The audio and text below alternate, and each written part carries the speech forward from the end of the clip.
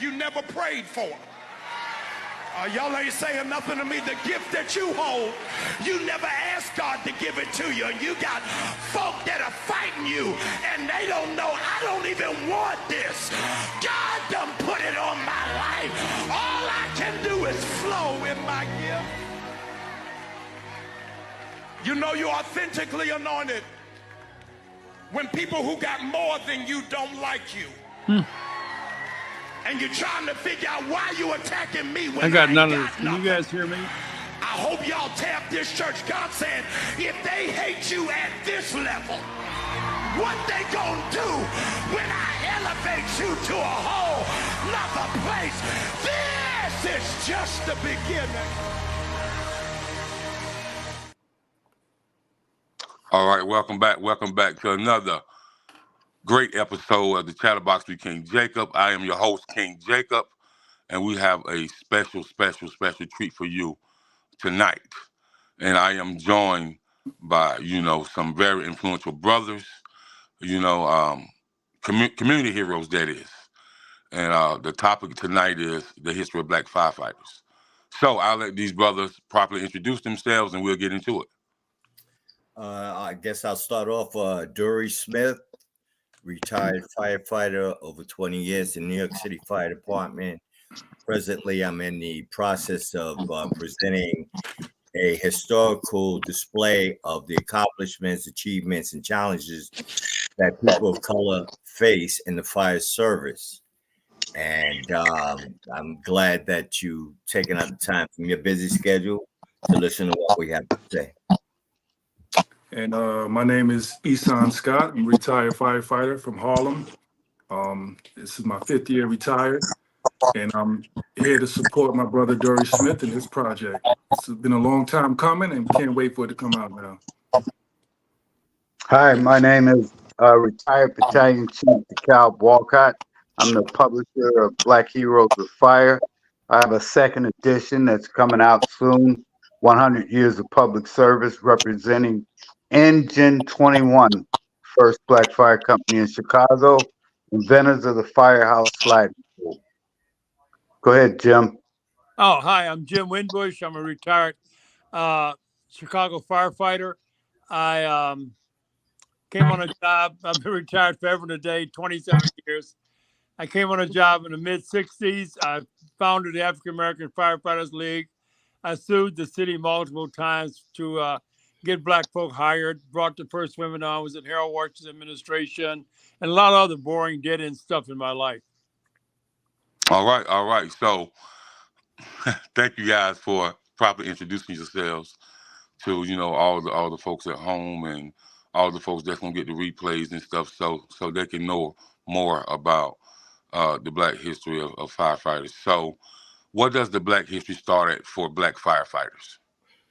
Well, actually, it goes back to the early 1800s. We start off in the documentary that I'm getting ready to present with Molly Williams, who was a slave in the South, and she wound up becoming a volunteer firefighter at Engine 11 in Lower East Side of Manhattan, and up to the present day.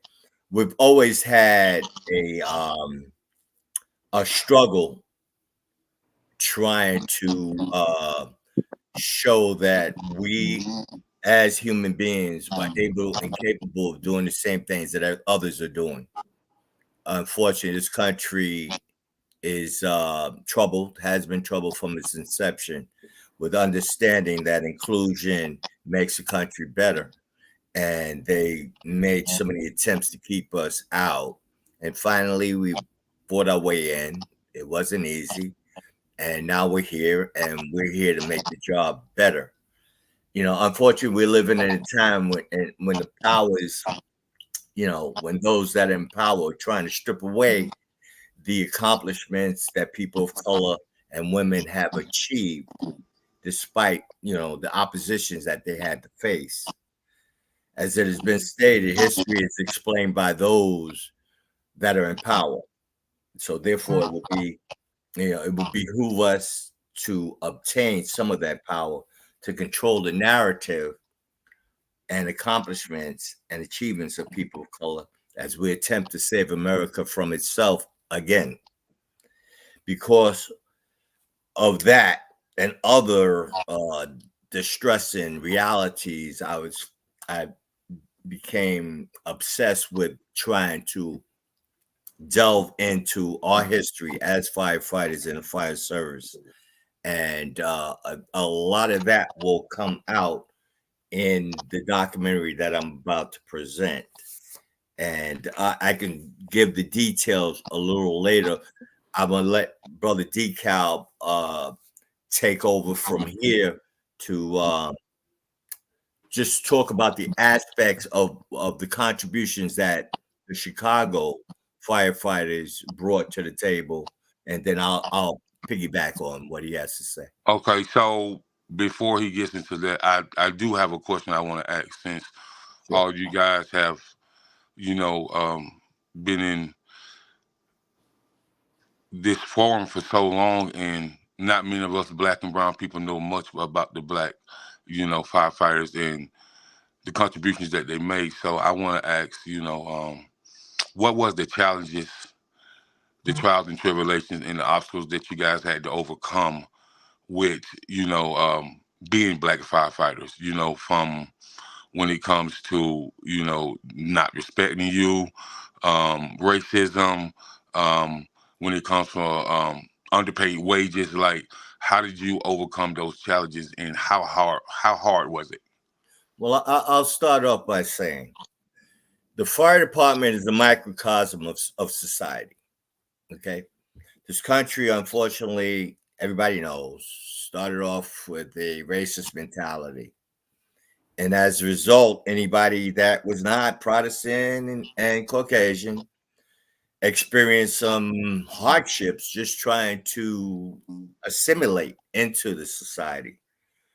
So I could tell my personal story, but that's why I'm doing this documentary, which I'll present the information where you can go and find out additional information. Mm-hmm. But the thought is this. This is a great job. And as people will find out, my family was saved by firefighters. None of them looked like me. They were all Caucasian, but they did their job diligently. And I was thankful for that. And as a result, I'm alive. My family's alive. And I said to myself, if I ever get the opportunity to become a firefighter, I will. And I did. And I was very successful at it. And as a result of my activity, a lot of other people are alive and are able to benefit from my ability to serve them as a public servant. The challenge that are facing that Black people face in the fire service, like I said, comes from their associations and their lack of interaction with people that don't look like them. It's not like we don't act like them. We all do the same stuff. But unfortunately, a lot of them feel that they're better than you are, and you can't do what they do. And then when they see you do it, they're not happy with that, and that's not good. We're a team, and I was fortunate. I worked in a house where I worked with some of the greatest guys, and I was the only Black guy in my house forever. But these guys respected me once they knew I knew what I was doing and I wanted to do it, and they could count on me. So, and the fact that a lot of cats that I worked with, they happen to be ex-Vietnam guys, or they worked around Blacks before. And we're a busy house. We didn't have time to sit around and complain about the politics of life. We did our job. We came there to do a job. We weren't there to really make friends, but I made a lot of good friends there. I still today. But the thought is, this country is in trouble. This country is allowing that mentality to start again, to take away the normal things that you would give a human being. And it's sad that that's happening, you know. And there's problems now going on in the fire department. I just had a couple of situations going on that I'm trying to assist people with. But you know, the thing is education. And that's one of the reasons they want to get rid of books, they want to get rid of this. That when you have a closed mind, you have a small mind, you're not going to be able to accept people. You're going to have your own little group, and the information necessary to be hospitable to others is diminished, you know. So that's why I'm doing the documentary. I'm gonna give some information towards the closing, which gives more history, and I think I can do more through those sites that I'll give the information to than I can in this time frame, because these gentlemen have things that they would like to say also. All righty. So my next good brother, so tell me about how you was able to accomplish what you accomplished, and you know, the expectations, because from where I'm standing, you know, I'm talking to a lot of history right now, and so I really know it really had to be tough climbing up through the ranks, because you're a retired fire chief. So that's big from where I'm standing. Sure. Well, there's so much I can say. I'll tell you. I'll start in this manner. There was an exam given in 1974, and prior to the exam, there was a lawsuit that was started in 1973. The only reason I was able to come on the fire department is because of people like James Winbush, who initiated a lawsuit by the African American Firefighters League to get more blacks hired into the fire service. Even though my score out of 20,000 people was about 832, I have no reason to believe that I would have been hired by the Chicago Fire Department, because they did not make it a habit of hiring black. And that's still true today, for that matter. But after coming through that door, I came on the job at a time when the numbers were low as a result of, I think it was about 3 years where there was no hiring or promotions done on the fire department because of the class action lawsuit that was initiated by the African American Firefighters League in Chicago, as well as organizations nationally, Memphis, Mississippi, I could go on, Jackson. But so after coming on the job, I came through the fire academy, 30-day wonder. Wasn't me that I was anything special. It was because they needed more personnel in the street, because they were running with 3 and 4 man companies because of the shortage. But after coming on the fire department, there were mixed reviews for many of us. I think there was it was a transition for me, because I had never looked at firefighting as an opportunity, and I was kind of put in a situation that that was unstudied by myself. I had no history there, and so on. So I really had to be willing to die for what I believed in once accepting that job. And as you know, that death is a part of the fire service, be it people you work with, be it people that you try to render support to. So there were really mixed reviews on these guys that looked like me that were coming on the job.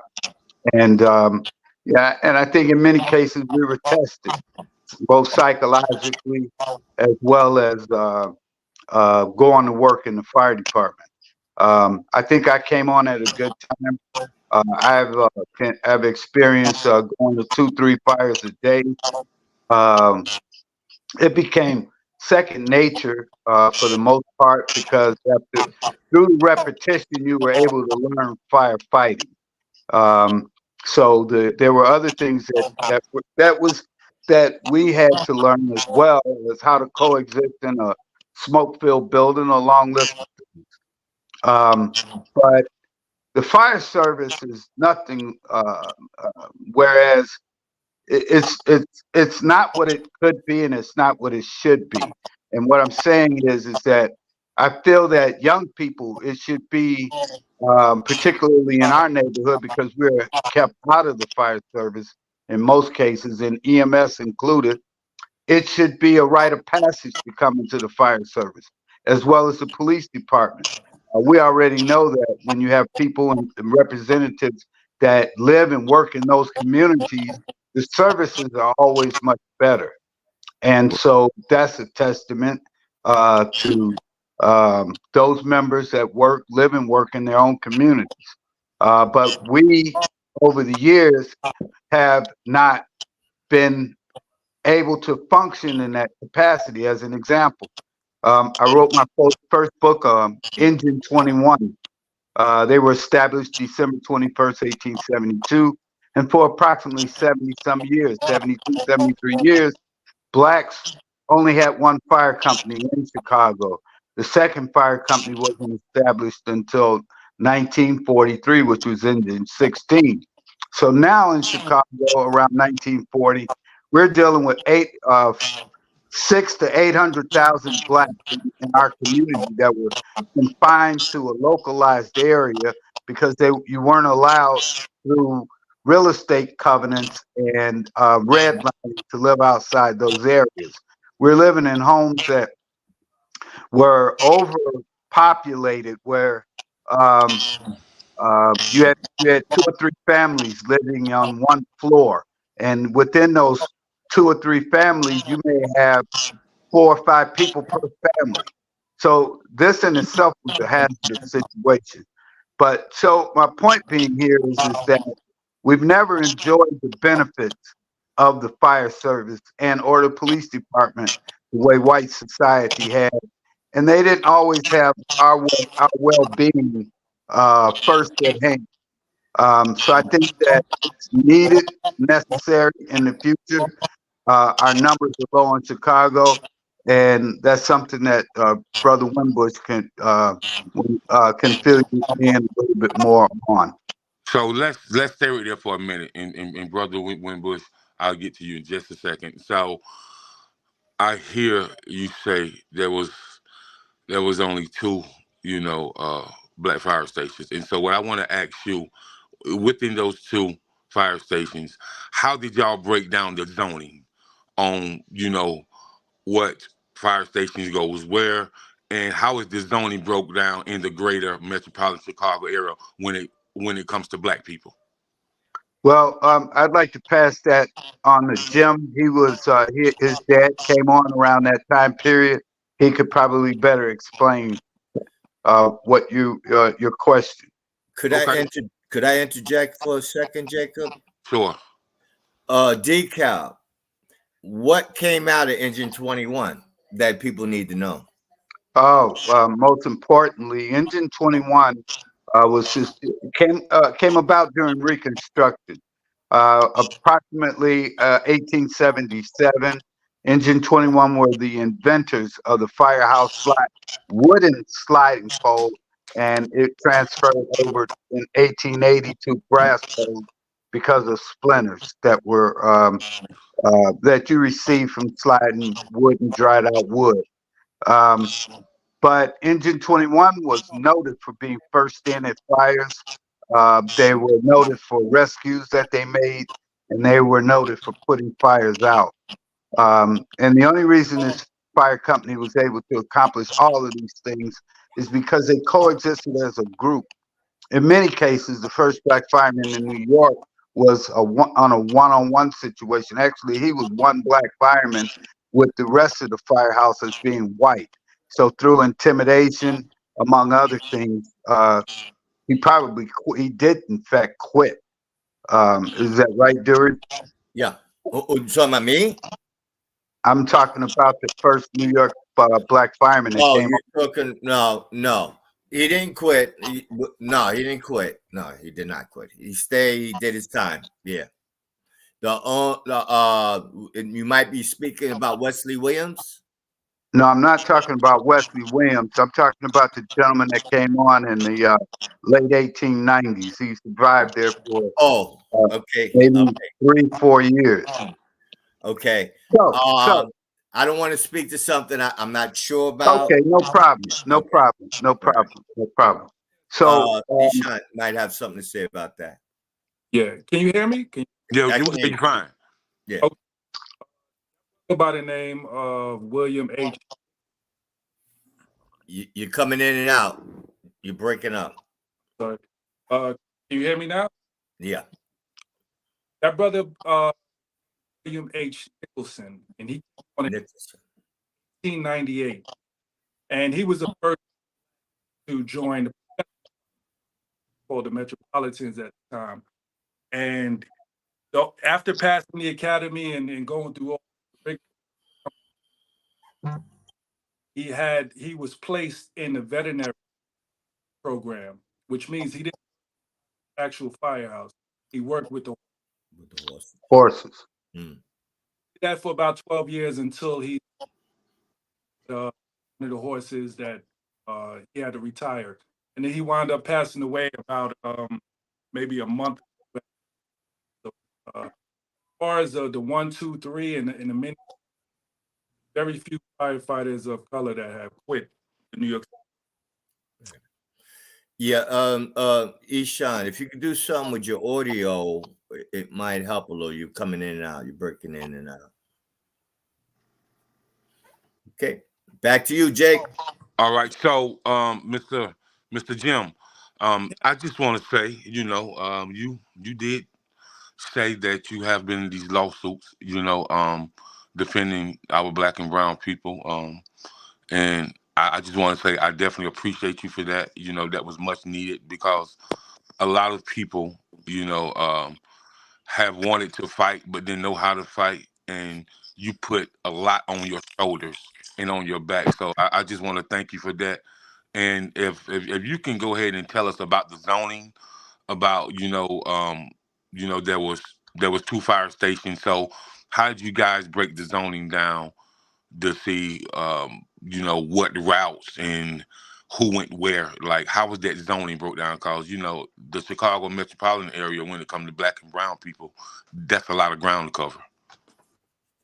Well, every firehouse has a still district that they call it, and it's already pre-mapped out. So that was basic thing. But let me take you back to the beginning. Mayor Medill, after the Great Chicago Fire, 1870, 71, saw where the fire actually started in a black community.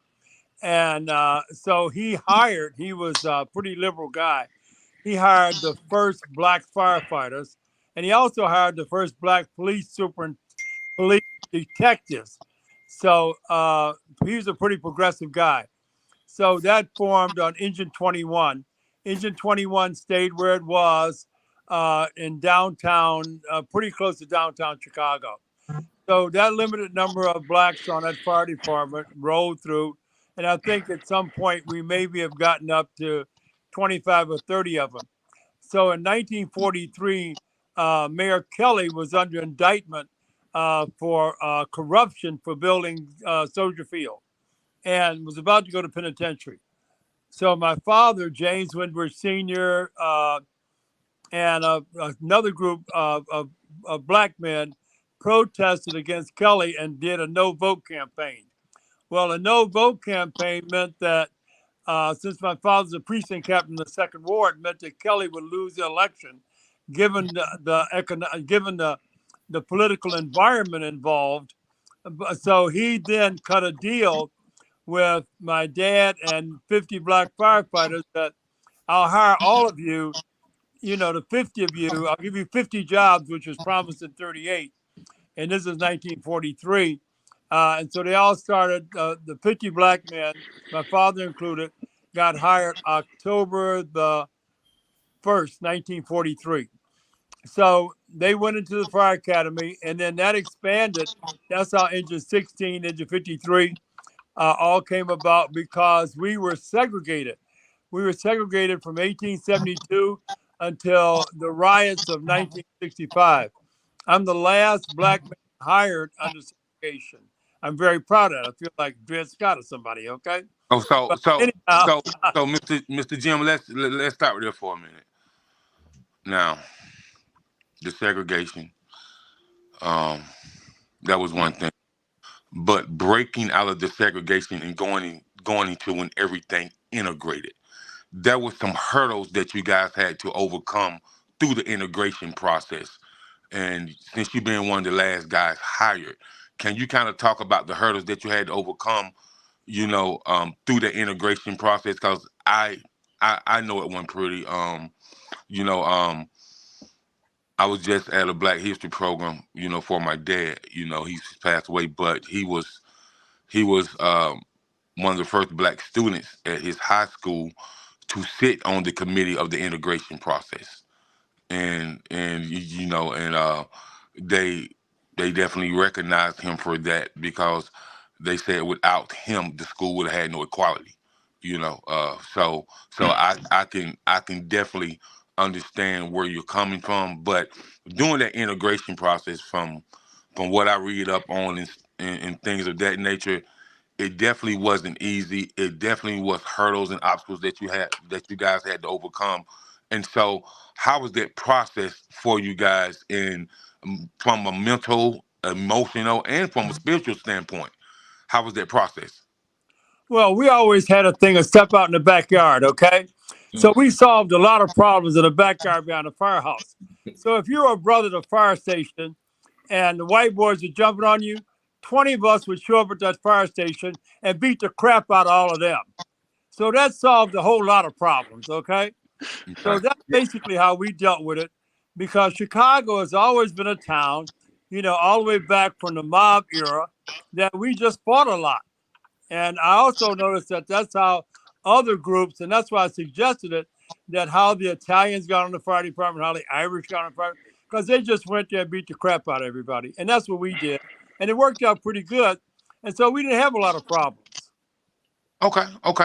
So now, tell me about the African American Fire Association, and how does that work? How does one become a member, and what is your involvement in that? Well, I came on a job July the 16th, 1965. I formed the league on October the 1st, 1967. I formed the African American Firefighters League. It is now called the African American Firefighters and Paramedics League. And we initially started challenging the city. We did a couple of pickets right away. Then we got lawyers and filed lawsuits. And I think I'm involved in about 12 lawsuits. But after that, in the 70s, early 70s, I went to Washington, D.C., the Justice Department, and told them about Chicago, and that because they were pissed about Daley, and they wanted to get even with Daley, and that was a good way to do it. So they came to Chicago, and they instituted a consent decree, which came out later in '77, under which how Dekalb was hired. So now because of this lawsuit, Robert J. Quinn, the Fire Commissioner, didn't hire anybody from 1973 to 1977, when the judge told him either bring a hiring list to court or your pajamas because you're going to the joint. So that opened the floodgates, and we already had close to 1,000 blacks lined up to come on the job. And so the first class had to be 85% black or Hispanic surname. So from those numbers, we rolled up from 250 on the job to about 1,000 on the fire department in Chicago. We had more blacks in Chicago on the fire department than any other city in the nation at that point. So, and the league whole thing was recruit, pre-train, pre-test, and retain African Americans for employment and promotion. So that's been the commitment of the league for the last 60 years. Can I jump in? Can I jump in, Jacob? Sure. As I was getting ready to say, I want to piggyback on that, but Brother Muhammad would be mad at me. I'll camel back on it because we don't need pork. Ishan, would you like to speak to the international, or you want me to do that? I'll allow you to do that. You have more experience with that. I'll answer the question when it's posed to me when I'm up next. Though. All right. Go ahead. All right. Back to your question of how things were handled in the firehouse. It's shameful, and it was unnecessary what these brave men, and I say men because women were persona non grata at that period of time. They weren't even considered. But when black men tried to enter to this brave, heroic service, capable, eligible to do the job, they had to experience things that it was not unnecessary, So as a result, I'll mention the name Wesley Williams. I think he was like the third black firefighter hired in New York. Physical specimen.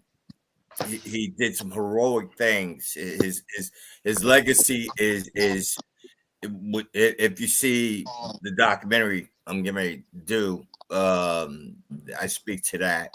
But the thought is, as a result of his efforts, a gentleman named Dave Floyd, who I also speak about, Wesley Williams was instrumental in getting those blacks that were able to jump over the hurdles and become firefighters during that time period. They formed an organization called the Vulcan Society in 1940. All right. And they nurtured and developed, similar to what James was talking about, individuals that were like-minded. And as a result of that, the International Association of Black Professional Firefighters came about.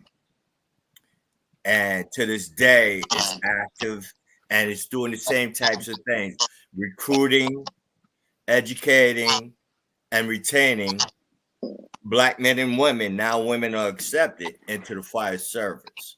So, that saying that it takes a village is not far from the truth. We have to collectively understand that, we're in a situation where and the sad part is it's not all white people. But unfortunately, you find yourself too many times in situations where, because of the way you look, you're not perceived to be able to do what they think is required. I have situations that I went through, won't get into it now, but the thought is, collectively, if we come together and we sit down and we listen to each other and we make a plan on how to fix it, and that's what these gentlemen brought to the table, and that's why we're able to be where we're at today, because they took the time to figure out how to fix the problem, and they put their attitudes to the side, and they came together and collectively developed a mechanism to move us forward. And we're still in that process, unfortunately, this day and time. Okay. So I'm asking Mr. Jim one more question, and then Brother Scott, I'm gonna hand it over to you. Now, Mr. Jim, from a political standpoint of view, as far as having the black fire stations in the city of Chicago, was y'all limited on any funding, state funding, county funding? Were you guys able to get any type of grants back in those times, or how did the funding come about to keep the station running? Oh, that was all out of the city budget. We've never had to have funding particularly. A fire station costs about $1 million at today's dollars with salaries and everything. And the funding is all city budget. Okay. That's what I wasn't sure. And for like when it's somebody new coming in, like a new fire chief of a station, how is that voting process, or how does that process happen? It's all about seniority. You bid on the spot. If you got the time, you get the spot. Okay. I wasn't sure. But the problem we have today, we've had about 4 black mayors, and we've had at least 3 black fire commissioners. Okay. Mm-hmm. So what we have situation right now is basically not so much white folks, but house Negroes versus field Negroes. Okay. And that's the situation we have currently. And that's one that was more difficult. It's more difficult to remedy this problem than it was dealing with white folks. Can I speak to that, James? Jacob, if you allow me. Go ahead. Go ahead. That's nothing new, James. That situation, unfortunately, has since being brought here without our will, against our will. Everybody's going to seek a position of comfort. As a result, unfortunately, some people found a spot and they were comfortable with, and they forgot about the fact that it could have been them that are being abused like the others are. And they took the soft way out and they perpetuated it and passed it on. But the thought is this, and I tell everybody, the people that you're speaking about, that has been our problem for a long time, will continue to be a problem until, like Malcolm said, he said it plain and simple. He said, we're going to not get along, but guess what? Society's going to make you get along. Because guess what? This guy, Donald Trump, getting ready to become president, he's going to see to it that either we swim together or we die together. So that part is true, but we as a people will be forced to gel to a point where we can collectively move forward and sustain each other. I guess we ain't gonna get no credence to Trump being elected president again. We ain't giving no credence to that. No, hold on. We are currently suing the Black Fire Commissioner, Annette Nance Holt, and the Black Mayor. Okay? We got them in court now. We ain't taking off these field Negroes, okay?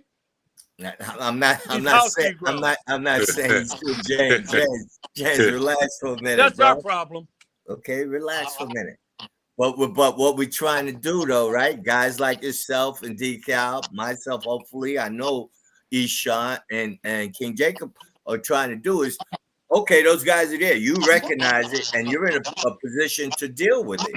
We're dealing with it, but it shouldn't be. I don't think we should put that sort of stuff on Front Street right about now. Oh no, it's on Front Street. I'm talking about. Yeah, we're getting ready to picket these niggas too. Okay. I'm talking about this medium we're on right now, James. That's what I'm talking about. I know you're upset. I know you're upset, but let it be. Let that. I'm passionate. I'm not upset. I know, but do your thing. I know you're doing your thing. I got your back. I'm there too. But the thought is, we don't need to be here. Okay, I'm sorry.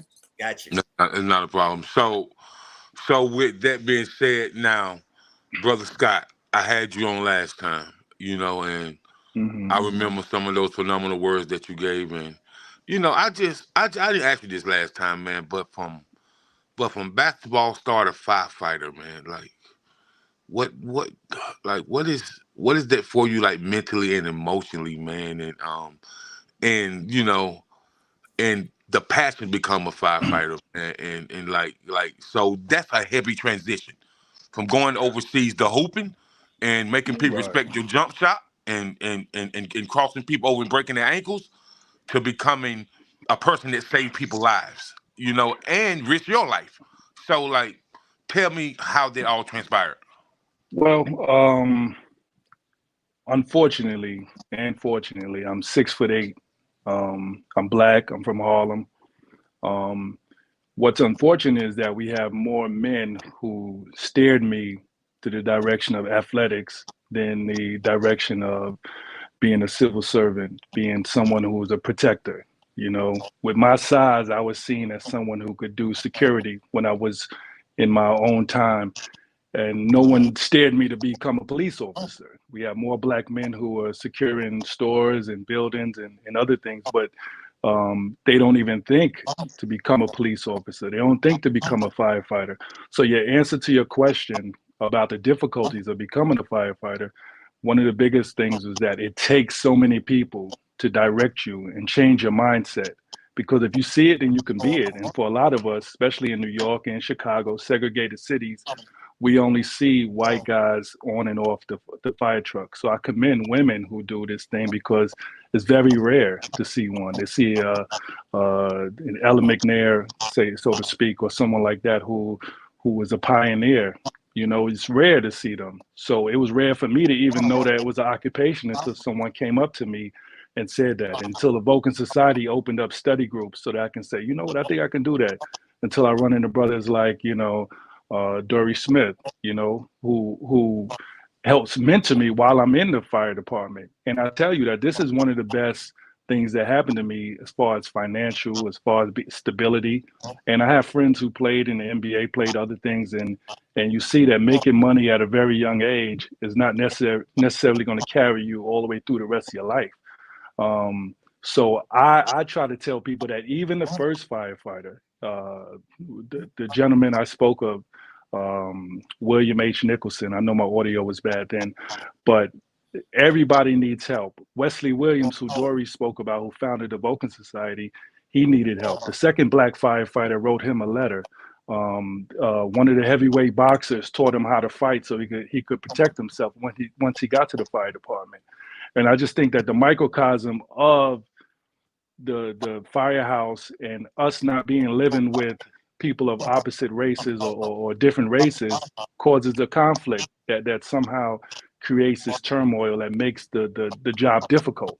And a lot of us leave the job with bad stories, and we don't share it to our younger, you know, generations to come on because of the struggles we went through. I think we have to put that aside and let them know this is something that if you're going to have a Wakanda, then you're going to need people who's going to be willing to protect that Wakanda. If you're going to have black businesses, you're going to have all these things. You're going to need people who's willing to help protect those things and serve and make a great living while they're at it. Okay. And so another thing I want to stem from. So I've had the pleasure of see females, you know, become, you know, servants of the community heroes, you know, firefighters, fire chiefs. And so if any of you guys can tell me, when did they actually start letting black women become firefighters? I'll speak to that. As far as New York City is concerned, 1982, and the young lady that Ishan was speaking about, Ella McNair, who rose to the rank of lieutenant, actually. She was one of the first, I think it was 12 females in that first class. And they caught hell. They caught hell, you know. And our fraternal organization, the Vulcan Society, was the only fraternal organization that backed them up, black, white, and different. We took care of the women to the best of our abilities, to see to it that, you know, they didn't really get jammed up. You know, it was not pretty for them, you know. But to go off topic, if I can Please do. You got the floor. Go ahead. All right. I want to speak to society in general. We're in trouble as a nation. All right. And I feel James's pain. I feel Dekalb's pain. I feel your pain. I feel Ishan's pain. I have my own pain. I carry the pain for a lot of people. But the encouraging thing is, I'm going to mention two names. There's a brother in Baltimore I'm working with right now that these young boys, and that's another subject, young boys coming, getting hemmed up by the system, and girls, and they're doing 20, 30 years, and they come home, don't know how to assimilate back into society. This brother's actually grabbing them up, giving them a stipend, giving them a place to live, teaching them a trade. His name is Aaron Thompson. Okay, he's using his own loot. He was a professional boxer back in the day. He's using his own money in Baltimore to do this. In Brooklyn, Ishan was with me. There's a guy, Robert Thompson. What he's doing is there's children out here that are being brought up. No reflection on these strong Black women that are raising these children by themselves, especially men. You're trying to raise a man and you don't even understand what a man is. That's difficult. But yet somehow they're fighting through that, you know. So what he's doing, he's putting together a program to teach them how to cook, teach them how to clean, teach them how to shop, teach them how to do this, teach them a trade. He has a construction company. There are people out here doing what's the necessary work. You know, it's not just the fire department that's experiencing trouble. The country, and us especially, is going through a traumatic time. And collectively, can I add something here? Sure. I want to try and answer the brother's first question. I think that the lawsuit in Chicago started out as Black firemen, and I think the court system changed it to minorities, including females, Hispanics, also Orientals. So we picked up a mixture through that, and the females in Chicago came about in about 1977, I think. So I think Jim could probably speak better to that. But, you know, this is not a naive situation here in reference to how we got from point A to point B. There ain't been nothing that we've ever accomplished without a fight. There's always been a fight here. That fight's always going to have to be here. And I'm not talking about fisticuffs either all the time. I'm just saying that, you know, this has not been an easy transition. We stayed in slavery for an extended period of time, people begging. You know, you are putting your onus on these people feeling sorry for you, which that never occurred. And without the fight, they never gonna put themselves in that position. These are takeable positions. These are, if you pay into a tax base, you should find representation there. And of course, that has not played out the same way for us in our community. So, Jim, you want to add anything to that? No, we got the first Black women onto a lawsuit. I was affirmative action officer in Harold Washington's administration. I got probably about 25 or 30 Black women, filed another lawsuit, got another 12, 14. So everything is about a fight. Either you're going to fight in the street or you're going to fight in court. So, you know, pick a battleground. That's what I always say. Okay. I don't care which one either. I know that's right, Mr. Jim. Mr. Jim, I love you, man. You definitely a firecracker. You know what? You my type of guy. You my type of guy, for sure. Thank you, my brother. Yeah. So now, Duery, this documentary. Now, you know, Duery, I just want to say shout out to my man Cyrus for plugging me with you. You know, it's been a great relationship, man, and you know, I just appreciate you. You know, because y'all my OGs. So, well, you know, I'm thankful for you, and I'm thankful for Cyrus because he grew up with my son. They both grew up together, you know. Right. Okay. So like he's like a son, you know. Right. And I'm just proud of what he did because, to be honest, this project started. He got me tickets to a All-Star game in Charlotte. And as we were talking, he says, you know, like, why don't you do a documentary on firefighters? And I thought about it and whatnot. And then over time, it happened. You know, it's happening now. It's in infancy. But, yeah, I appreciate you. I appreciate what you do here.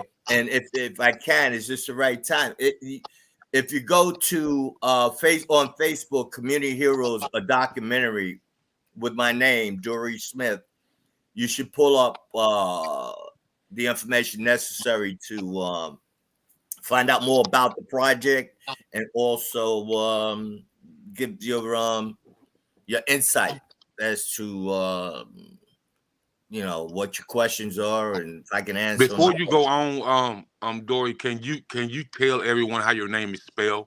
Duery Smith. Okay. Just actually, so they know. Actually, it was supposed to be Duery, Dwery, but my father only went to the 8th grade and he couldn't spell properly. you know, because he had to work in the fields. But I had yeah, a problem smelling Smith, but okay, thank you. that's a good one. Yeah, yeah. But yeah, so this is what I know about the documentary.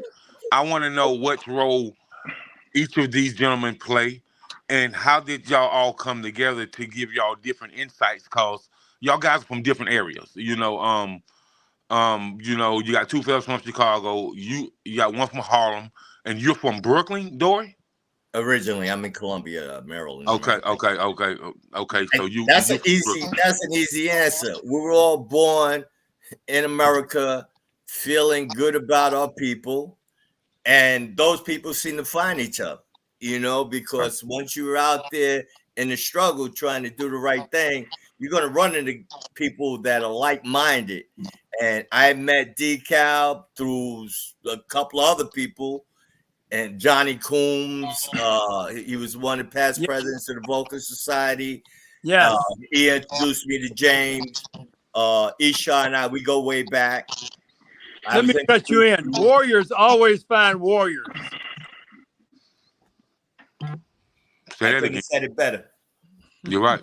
But not only is the documentary is going to be something to educate people, but what I see is this is an alliance. It's a brotherhood, and it's a brotherhood that's going to be forever lasting. And so when people think about how you guys put this together and how y'all came together as one, you know, I can call this everlasting grace. For real. You know what I mean? So and I can appreciate the unity, the community development, and I can appreciate that y'all being community heroes and just putting yourself out there on Front Street so somebody else can have a better chance in life. Much respect. Appreciate that, Jacob. What we need to do next time is we need to bring a younger generation into this conversation. We need to sit down with them and see what's on their mind. You know, what they think they need to move forward. You know, so I think that might be a topic that you might want to address. Okay, that's not a problem. And anybody that any of you have that may want to come on my show and talk about any topic, whether it be from community development, whether it be from, you know, artificial intelligence, whether it be from political issues, whether it's statewide, citywide, or governmental, you know, I'm open for all conversations. This Well, what this that's good platform is because about. I got 2 books I published. The first, Black Heroes of Fire, Engine 21. In about 30 days, I should be able to go to print. And I've got my second book, 100 Years of Public Service. I've got over 300 photographs from 1872 to 1972. I have newspaper articles for that period. I focus on Engine 21, and when Chicago expanded its Black Fire Brigade, I have stories about those fire companies as well. So I'd be glad to come back and share that with you. Okay. And another question. Now, they have a lot of what we call vocational education, you know, here in the South. And what I want to ask, you know, is there any like junior firefighters where they can do like apprenticeship while they're in high school to become a firefighter? Yes. Yes, there is. We have the Black Fire Brigade, which has trained 750 young Black adults, and they are come on the fire department, police department, state police, hospitals. They all train them as EMTs, and now as paramedics. I just left Chicago, and I was impressed with what Dekalb and James, what they've done up there. It's immeasurable. And the discipline of these young people, you know, how they understand that program that they put together there helps them understand that you can create where you want to be in life, you know, and they give you all the tools and they support you the whole way. I get nothing but accolades for these two guys and what they did up there in Chicago. Okay. Well, I got to give a credit to Quentin Curtis, our lieutenant on the Chicago Fire Department today. That was his dream child, and I pat him on the back. And Ishan, can you speak about the explorers in New York, or you want to do that? So before you do that, Ishan, I would like to say this show is powered by the Village Global Network. We'll be in 181 countries. Also powered by Zeno FM with additional monitoring through online radio box. So this show will be heard in 191 countries. All right, Ishan, back to you. Yeah, well, the Explorers program again. That was another additive to the lawsuit that Captain Paul Washington, Mike Marshall, Lieutenant Mike Marshall, and John Coombs, Fire Marshal John Coombs, and yourself. Yeah, right. You were very instrumental, and yeah. And there's so many people that's unnamed that I can't give all the credit to at this moment that made it a part of the requirements for the fire department to bring on younger members by teaching them at a younger age. And like I said, again, you can't do this alone. This is one of those jobs that you really don't want to come to it alone. And the first thing I tell any firefighter is look within their family. You know, there's schools and other things that you can look at. But if you're a firefighter, it's your obligation to speak to family members, speak to cousins, speak to brothers, sisters, and nephews and nieces, and let them know how important this job is, how transformational it is for your life, for your character, and for your community. I'm fourth generation Harlem, so I live and work in Harlem. I did my 14 years before my injuries ended my career. And one last thing I'll say, and then I'll let the brothers speak, but the history and what Duery and these brothers are doing is so important, is that when I came on, I was only fed the negative about the white guys and whatever. And it wasn't until I cracked open a book and read about Wesley Williams, William H. Nicholson, and all the heroics that I got to see through reading of what we were doing in the 1800s. If I was to quiz a lot of young firefighters today and ask them when was the first black firefighter, they would be reaching somewhere in the 1950s, 60s, even 70s. They wouldn't know that we traveled so far back in time. So we have to teach them our history so that they can propel in the future. And so one of my biggest proponents, again, is history, letting them know the stories. I've done a story on Dory Smith, and I think that if people don't even understand what this man went through, you don't understand what a Ella McNair, what a John Coombs or Regina Wilson, what these people have gone through, then you know, you would think that they were just some extraordinary people, but they were ordinary people who did some extraordinary things at certain moments when they had to. And we let each young person know that you can do it just like us. I really don't dive into the horror stories. I let them know you owe it to your community to be something special. You owe it to your family. You owe it to your lineage to be something special. And I wish that my career would have gone on longer, but maybe on another day we'll speak on why some black firefighters' careers are ending so quickly, and I'm a testament to that. So thank you. You're welcome. You're welcome. So I can just say, Dora, you know, when I look at firefighters as a whole, whether they black, white, yellow, purple, or green, firefighters are it's like they're like Superman. They half man, they half amazing. You know, and you know, cause it takes a special type of person mentally. Like do people ever ask, what are their emotions like? What are their mental capacity like? Like, how do they get through the depression and the anxiety and the PTSD? Like, for real. Like, because going in and trying to save somebody and you can't, you just seen somebody that didn't move again. So that's a lot of emotional, mental capacity, and you definitely have to have a prayer life to even get through that. You know, cause that ain't easy seeing something like that. And so, could you, before we wrap it up, can you speak on the depression and anxiety that a fireman or a firewoman may go through. I'm gonna let everybody else go first, and I'll close it out. All right. Okay. All right, Jim, I'm gonna pass the buck to you. Hey, the job was always big fun to me. If I'd had 6, 8, oh man, I'd have wore them white boys out. I'm telling you, okay? And I mean, I didn't win every fight in the firehouse, you know. I mean, I lost quite a few. But my motivation with reference to this was displacing white people from employment and replacing them with black people. So when I got 1,000 black folk hired, that was 1,000 white folks ain't got no job. I mean, I was doing a Holy Ghost dance behind that one. Well, So my motivations were kind of a lot different. The anxiety or this other whatever, I never experienced that. I like to fight anyway. Well, you know, and Dory, I'll let you not a finish. problem I'll for me. let you finish out, Dory. I just wanted to say, when it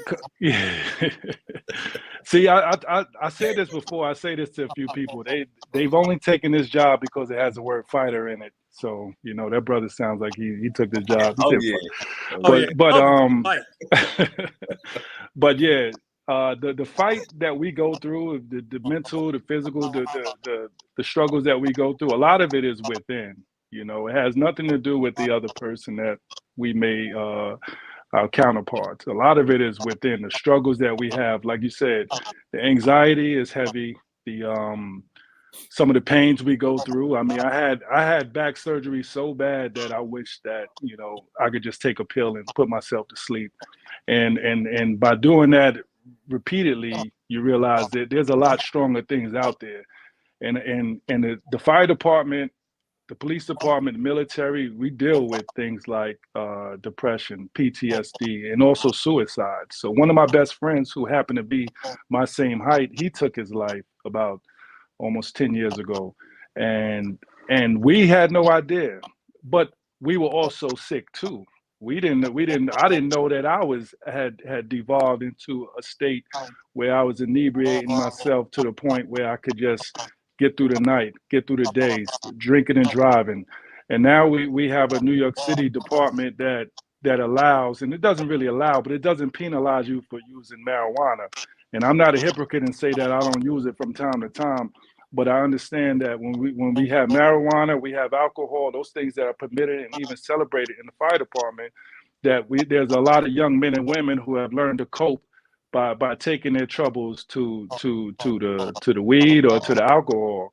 And what happens that way is that you start to become introverted, and you need people to come pull you out. Brother Duery Smith, the reason why I love him, he's a brother that has a fish hook on a lot of us, and he pulls us out when he sees that we're struggling. And it doesn't matter how we look physically and appearance wise, but this job takes so much from you that you can't really do it alone. And a lot of us are suffering in silence. A lot of us don't sleep well. A lot of us don't eat well. And before you know it, you find yourself outside of the career because your body has collapsed on you. I didn't have the experience where I enjoyed it. I didn't have the experience where I wanted to fight someone. I wanted to go somewhere where I could love someone, where people could smile back at me. And when I reached a hostile environment, all I knew how to do was match it. And I became their mirror. And it wasn't until I retired, and thank God I did at the time I did, even though I still wanted to be on the job, I was able to save myself. And my family is still able to recognize me who I am today. Thank you, sir. Thank you, sir. I appreciate it. All right. I'm gonna camel back on what Brother Ishan just mentioned. The saddest part about being a fire person, military person, EMT, is when you do your best and still there's tragedy. Like I said, my family was saved twice in the fire. Fortunate. I've been there. We've all seen things that people shouldn't see. The horror, you know.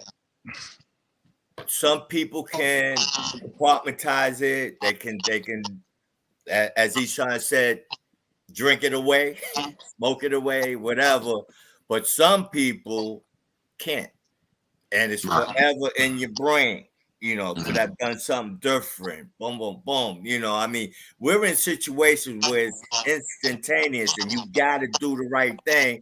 And if not, somebody's life may end, you know, and we're placed in that situation quite often, you know. So like that part of the job is what really eats at majority of our hearts. But what balances that out is that you did your best, you know, you were there.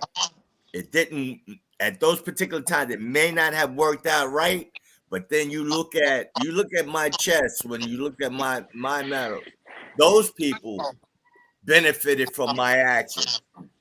You know, I like Ishan, I didn't want to leave the job. I did over 20 years. And then I went off the roof and shattered both of my feet. And I had to get out, you know. Wow. So it took me a while to recover. It took me a year to learn how to walk again. I mean, this is a tough job. You know, there's tough jobs out there, military and EMT, and, you know, but the thought is we are the people that want to help and give. And as Isha said, love. We have nothing but love. You know, and we want to share that love, and we want to let the next generation experience that ability to serve their community and love and protect their community. You know, we ain't mad at the world. We ain't mad at white people. You know, we just want to provide. Every group of people should provide for their people, and that's all we're trying to do. Okay. Well, man, can I give the last testimony, please? Sure. Go ahead. All right. I'm a small guy. I'm about 5'9". I'm probably 160 wet in the butt. Yeah. Anyway, his arm. I have not developed. You know, my PTSD is driving too fast. My wife has to tell me to slow down sometimes, right? Sometimes I think I'm in a fire truck, but because I've gone to so many fires, but I found that fear in the fire service comes out of lack of training. And I'm trying to speak for anybody there on this podcast outside of myself. I'm talking about what my observations have been. The more fires that I've gone through, the better I was able to mentally to adapt to it. Now, as I said earlier, life and death is a part of living. And so you come in this world, you're going to leave this world. It's some of the gruesome sights that you see. You know, after you vision those situations a number of different times, they kind of get pushed back into brain where you learn to accept those things. That's a part of learning the job and accepting those things that you can change and those things that you have no control over. Everybody deals with those things differently mentally. I was able to make an adaptation to it because it was common where I worked. At the same time, I think that training plays a very big role in this. And I'll conclude on this note.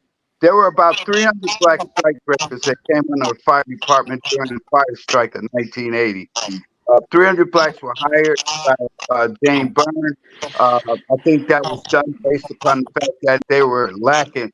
They did not hire black firemen in Chicago based on the numbers. If you had a class of 100, you may have 10 blacks, maybe. So we got those brothers on the job. At the same time, once they were dispersed throughout the city, and the guy's on the wrong company, meaning he had nobody there to go to battle with him, these people decided they didn't want to come to work.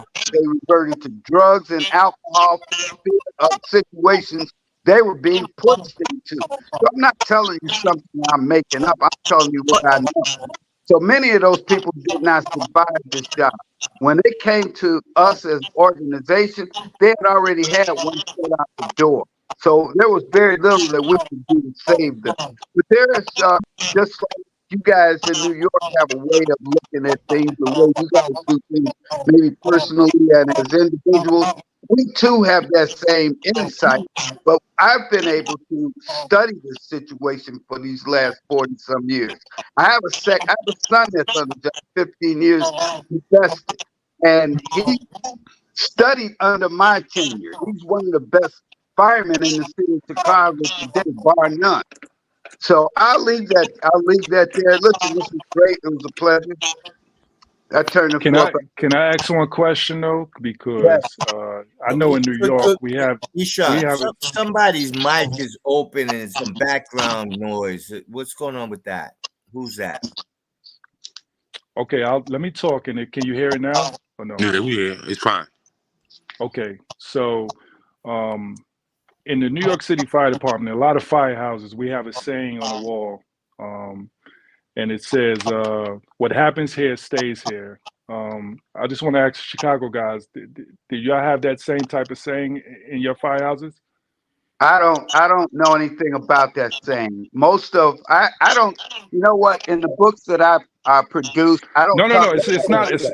It's like a house saying. Just have you ever heard it before? I don't talk about my experiences in the firehouse. My book that I wrote is about history. It's not about me against the Chicago Fire Department. I don't talk about those things. Okay. Now, my point, just so I can elaborate why I asked that question, is because as Black men, we're speaking of black men panel right now. A lot of us keep so much inside, and the body and the brain is not meant to hold so much inside. The brother is sitting in the middle, Duery Smith. He pretty much put himself through what is it? Cancer. What do you call it? Chemotherapy by himself. Yeah. He said it to maybe 2 or 3 people. I had no idea. I had known this man for all these years, and he did not tell us that he was suffering like that. My point being is that even when I was diagnosed in 2020, I didn't share that with many people at all. I only came out afterwards to let people know that I'm doing okay and that I found a way to at least manage it. My point being about this whole reason why I'm saying is that because there are times where we keep so much inside that happens to us within the fire department. It has nothing to do with training at all. It has really nothing to do with fires at all. A lot of it has to do with our emotional makeup. A lot of it has to do with anxiety. Sometimes sitting around waiting for the tones to go off so you can go to an emergency can cause this level of stress. And I didn't know how to manage it. I didn't realize that I was afraid of heights, and that every time I had to climb the ladder, there was something in me that turned. And that I would have nightmares about it. I wasn't able to share that with nobody. I mean, I'm 6'8", muscles. I'm thinking I couldn't share that, and I definitely couldn't share it with family members. Don't look down. Yeah. My point about saying that is that it has really nothing to do with the training for a lot of us, and that we each have to grab each other's arm and say, "Listen, you can do this." And you sit with them, and the first thing that you do is get them to open up and speak to someone, because my injury was created, I believe, up here. I spoke to a brother, Ishan, many of you know him as Dembe from the Blacklist. Right. He tells a story that his stomach pains had to do with up here, and it wasn't until he opened up about seeking therapy that I decided to do it. So whenever you hear me speak, whenever I speak to a young firefighter, I'm letting them know. Open up. Do not follow that credo. What happens here stays here. You have to let it out. Otherwise, you'll just implode. But thank you for letting me ramble. Yeah. Imagine being claustrophobic, which I am, and making it through probie school. Yeah, imagine what I went through. Yeah. Well, let me say this. You usually you get better at your shortcomings, your personal shortcomings, when you drill and train on them. Right. When you affect those situations and you do that more than once, do it over and over again, usually you're able to find some midpoint there. But I know for a fact that there are people who come on the police and fire department who come on, it has nothing to do with anybody on this panel. You get people that come on these jobs that bring problems with them. They had problems before they got there. Mm-hmm. So this is a humanistic situation, and so that happens. That happens. You find that person, that guy acts like he's crazy. Yeah, some of the stuff he does is crazy too. So he probably is probably somewhat bent mentally. So those are easy. Those are easy to point out. But usually when you have somebody to work with you on whatever you're short of, you know, sometimes you can come out of that. Now, if you're scared of heights, it sounds like you need to be on the engine to me. Right. And so I don't mean that to be funny. I'm just saying that, you know, that's the only alternative that I know of. No, I fought through it, brother. He fought through it. He was a great fight. He was a great firefighter until he got hurt, and he's still a great man. Like Jake, take your show back, man. Yeah, man. So we are out of time, gentlemen. I want to thank y'all for coming on and chopping up with me on my platform, man, and giving me some education, giving me your thoughts and sharing your experiences with me, man. I really appreciate it, man. And if you guys ever want to come back on separately, you're welcome. You know, you could definitely get my math from Duery, and I'll be happy to have everybody to tell their own individual story. Sounds good. Appreciate you having us, man. Thank you so much. I know you want to get back on there. You could do your whole thing. You could really. Who are you talking to? An hour talking about what you're trying to do, what you have done, and both of you guys are warriors. And you know, anytime you want to talk to Jacob, be on the platform, hit me up, and we'll make it happen. Yes, sir. Sounds good. All right. All right, thank you, brother. Ishan, nothing but love, man. I see you in April. I love respect to Chicago, man. Yes, Yes, sir. sir. Yes, sir. Yes, sir. Thank you. Same here to you. Just to let you know, the operational director of the Village Global Network, you know, she was watching today, and she said it was very informative, and so you guys will definitely be in 191 countries, and you know, I appreciate it. Solid. All right. Thank you. Cyrus, We're all crazy too, didn't you? It's okay. It's okay, man. Have a good night, gentlemen. All right, Okay, brother. Thank you. Nothing but love, man. All right. Easy.